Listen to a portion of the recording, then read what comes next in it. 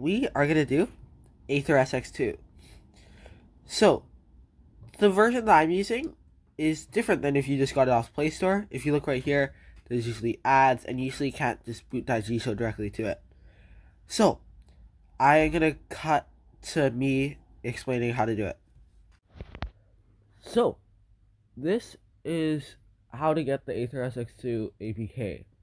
So, there's some weird complications, and the developer had kind of sold AetherSX2, and it now has ads, and it now has a bit worse performance, and it doesn't work with Daijisho, and all of that stuff. So, there's this fan community Discord. I will share this in like a comment, but you can get the APK from right here, as you may see. So this is the last vanilla build. This is the one that I'm currently using. And if you do want to, you can get AetherSX2. That basically changes it into just a better AetherSX2. But I did not find it to actually help me, and it didn't really work. So I did not do that myself. But if you want to, you can. I don't have a guide for it. You can probably find it in this Discord server somewhere. It's really helpful. Now let's just get back to the video. Okay, welcome back. So now let's actually go over how to set up everything. So take your Movement 64, and when you come in, it'll ask you to give it a BIOS. I'll also put up how to do BIOS, like what the names of the BIOS are, and I can't tell you where to get them. There are ways to scrape it directly from your console, but it's easier to just look up something like, oh, PS1 BIOS, PS2 BIOS. In this case, it's PS2 BIOS, but that works for almost everything. So, you have your BIOS, you have your app settings, and then controller settings. This is what that is. So, touchscreen, go into here first. So, right here, you can set what you want to show. It's usually set as something, just select that as none, because that'll make it so that you won't see it at all. So, this is pretty self-explanatory. D-pad up, D-pad up, D-pad right, D-pad right, D-pad down. So if you want to map it, first let me unmap it. Clear. Just go in and just press it. And just like that, it's mapped. So, so these triangle, circle, X, square, there should hopefully be something. It'll cut very soon, and it'll show what the actual configuration is of triangle, circle, X, square.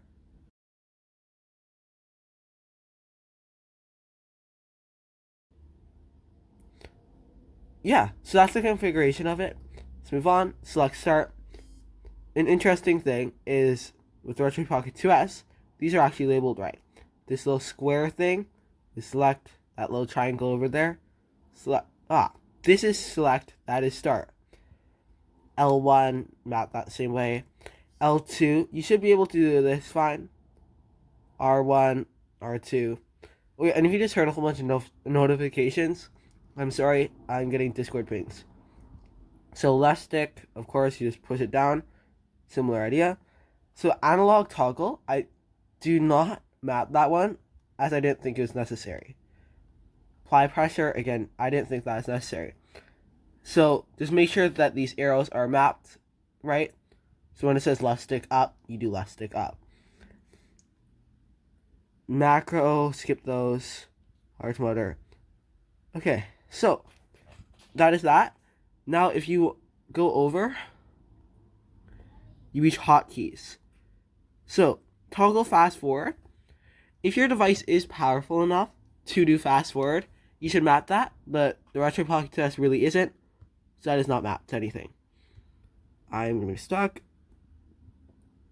So if you want to put two of them together, I'll find it soon. Save state. I have it where it's select an L1 to load the state, and then select an R1 to save the state. So that's all of the save states that all of the things that I have in here, as you can see. So now let's go back.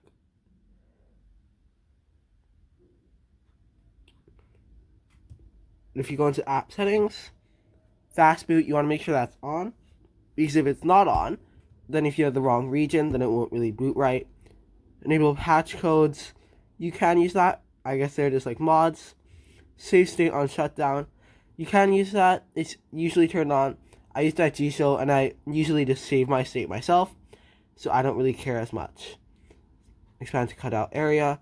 That is not important because we don't have any camera notches on any handhelds. But if you're using a phone, yeah, you should probably figure that out.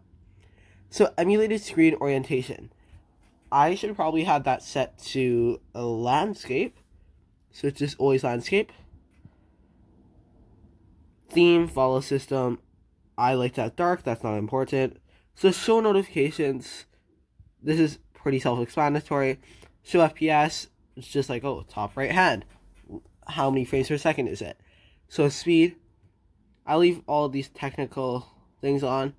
Show resolution, not important. I know it's 480p. Show CPU usage. If I really care, I use CPU float. So frame times, useless. Status indicators. Controller inputs. So I like to have controller inputs because if the thing crashes, I can press buttons and it'll say controller up. I mean, like D-pad up, joystick up. And I'll know if it crashed or not, because if it crashed, it wouldn't actually say those. That doesn't matter as much. So, my mistake, if we go back here, system, this stuff is fine. Graphics, I like to have 1x and OpenGL. Audio, not that important. Memory cards. These are just your cards. I just have one of them. Games list. That's where my games are. Ta-da. BIOS. At the Europe BIOS.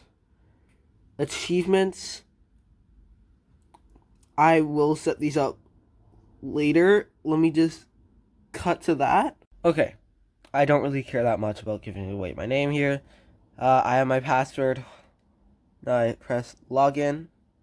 And as you can see, it just popped up. There's my username. Oliver2402. Generated it this time. That kind of dates this video. January 31st. Test unofficial achievements. So that's all that really matters. And now let's cut back to the regular video. Woo! Cut back? I really hope that worked. Advanced. GPU palette. So this stuff you can all leave alone. Now when you boot up a game, you'll see right down here, as I said, it'll see your inputs. I know that's hard to read, but like as you can see, there's my inputs. And then now if I go, oh my god, this is going to be so hard. Select an R1, you can see up top right, save state to 1. You press select an L1 now, and it'll load that state. Now we're right back where we were. Everything should work, the buttons, etc. I'm not going to wait for this load time. So, yeah, that's all. Thanks so much for watching.